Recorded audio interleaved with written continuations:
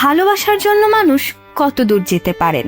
বলিউডের কিং খান শাহরুখ খানের প্রেমের গল্প যেন সেই প্রশ্নেরই বাস্তব উত্তর। গৌরীকে নিজের জীবনের সঙ্গী করে পেতে একসময় বদলে ফেলেছিলেন নিজের পরিচয়।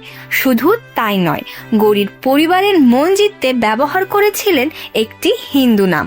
শোনা যায় তখন তিনি নিজেকে পরিচয় দিতেন জিতেন্দ্র কুমার তুল্লি নামে। এমনকি পরিবারের কাছে তাকে অভিনব নামেও পরিচয় করানো হয়েছিল।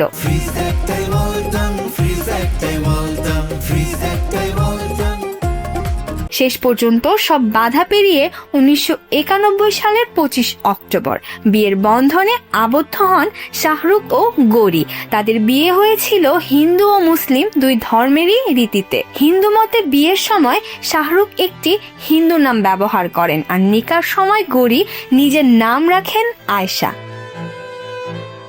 3 দশকেরও বেশি সময় পরও তাদের দাম্পত্য আজও ভালোবাসা, পারস্পরিক শ্রদ্ধা আর ধর্মীয় সম্প্রীতির এক অনন্য উদাহরণ হয়ে গেছে। আর সেই কারণেই শাহরুখ গৌরীর প্রেমের গল্প আজও কোটি ভক্তের কাছে অনুপ্রেরণার এক নাম।